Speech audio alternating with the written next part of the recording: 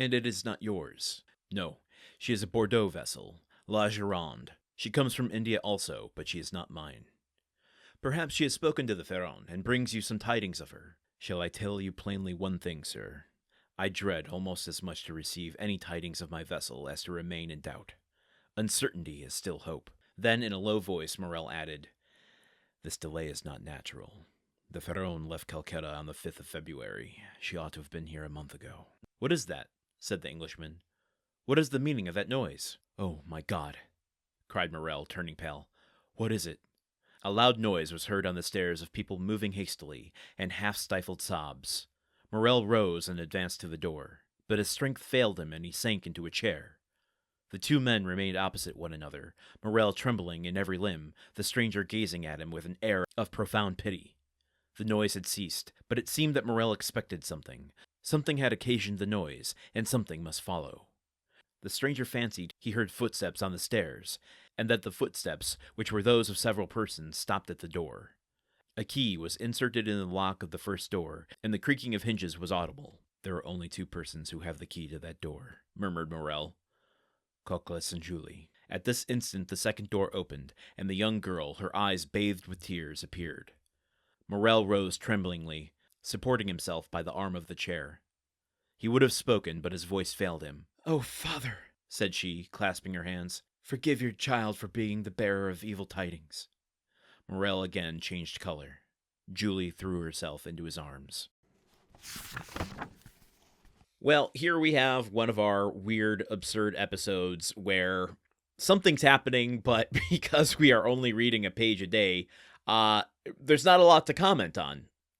My stomach is in knots. Clearly, bad news is coming. Evil tidings, as Julie calls it. That can't be good. And it sounds like it could only be one thing, which is the Pharaon. What else could Morrel possibly be waiting for? I guess maybe it's entirely possible that some other evil tragedy is about to strike Morrel and his family.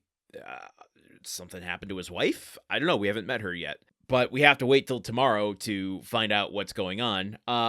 Since I have a little extra time today and not much to comment on, I will ask a question that has been plaguing me since we've been reintroduced to Morrel, which is, do you remember back in those early chapters, it might have even been chapter 1, Morrel said he had a partner. There's been no mention of this partner ever since then.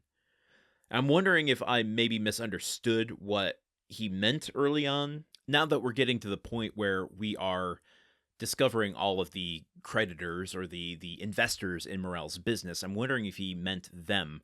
But all this time, I've had it in the back of my head that there's this other character that we haven't met yet. And maybe that's true, that Morrel had someone that he had to run decisions by. If this is 2025 we're talking about, of course there would be a company board that you have to run financial decisions by, all that stuff. The investors would be considered partners, but maybe I just mistakenly took it as Morrel having a very specific partner that he had to run things by before making decisions. However, it also brings up the question of the name of their company, Morrel and Son.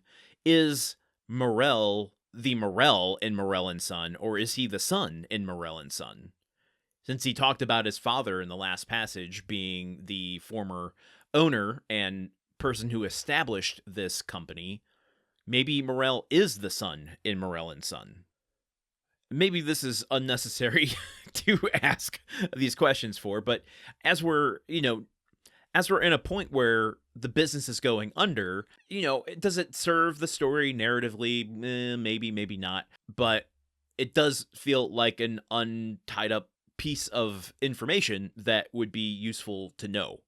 Maybe. At the very least, knowing whether or not there was another partner who then abandoned Morrel, or maybe allowed Morrel to buy him out of the business, and thus put Morrel solely for better or ill at the behest of how the company is doing. These decisions maybe now are entirely on his head rather than over the decision of a couple people, whether it be a partner or multiple investors.